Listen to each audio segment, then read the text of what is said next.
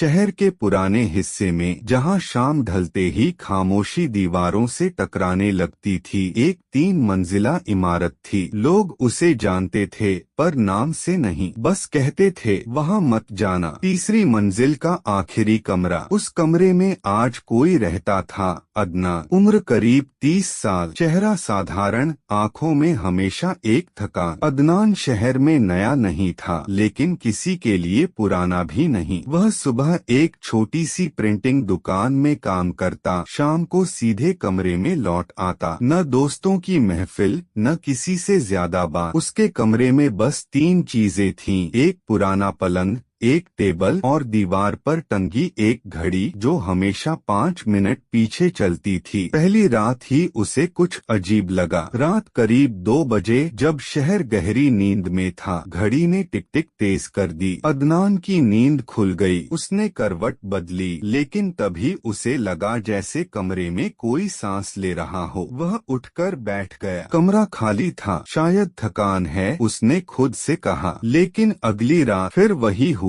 इस बार सांसों के साथ एक हल्की सी आवाज भी थी, जैसे कोई कुछ कहना चाहता हो पर शब्द टूटकर रह गए हों। तीसरी रात अदनान डर गया। उसने लाइट जलाई। कमरे के कोने में दीवार के पास उसे कुछ दिखा, एक कुर्सी। वह कुर्सी वहाँ पहले नहीं थी। अदनान को याद था कमरे में कुर्सी नहीं थी। उसने खुद मकान मालिक से पूछा था। वह कुर्सी साधारण थी, लेकिन उस पर बैठने का एहसास जैसे कोई अभी अभी उठा हो। अदनान ने कुर्सी को हाथ लगाया। ठंडी नहीं थी, हल्की गर्म। उस रात वह सो नहीं पाया। अगले दिन उसने मकान मालिक से पूछा, तीसरी मंजिल के आखिरी कमरे में पहले कौन रहता था? मकान मालिक ने नजरें चुरा ली। कोई नहीं। मतलब एक आदमी था, बहुत पहले। क्या हुआ उसके साथ? कुछ नहीं, मकान मालिक बोला, बस चला गया। लेकिन उसकी आवाज कांप रही थी। रात को अदनान ने तय किया, आज डर कर नहीं सोएगा। 2 बजे फिर वही आवाज आई, लेकिन इस बार वह साफ थी। तुम सुन सकते हो? अदनान की रूह कांप गई। कौन हो? मैं वही हूँ जो इस कमरे में रह गया। घड़ी की टिक टिक रुक गई। हवा भारी हो गई। तुम दिखते क्यों नहीं? अदनान ने पूछा। क्योंकि मुझे किसी ने देखा ही नहीं, आवाज बोली। जीते जी भी नहीं। अदनान समझ गया, यह कोई भूत नहीं, कोई अधूरी कहानी थी। आवाज बोलती गई, वह आदमी इमरान इसी कमरे में रहता था, शहर में अकेला। दिन में काम, रात में चुप्पी। एक दिन वह बीमार पड़ा। कई दिन बीते, कोई पूछने नहीं आया। मकान मालिक को किराया चाहिए था, इंसान नहीं। एक रात इमरान चला गया, लेकिन उसकी आवाज इस कमरे में रह गई। मैं बस चाहता हूँ, आवाज बोली, कि कोई मुझे याद रखे, कोई जाने कि मैं भी था। अदनान की आंखें भर आईं। उसे लगा जैसे वह अपनी ही कहानी सुन रहा हो। अदनान बोला, मैं तुम्हें याद रखूंगा। अगली सुबह उसने कुछ अलग किया। वह इमारत के नीचे बैठ गया, लोगों से बात की, इमरान के बारे में पूछा। किसी ने याद नहीं किया। फिर अदनान ने एक पोस्टर छपवाया, क्या आप इमरान को जानते थे? धीरे धीरे लोग रुके। किसी ने कहा, हाँ, वह चाय पीने आता था। किसी ने कहा,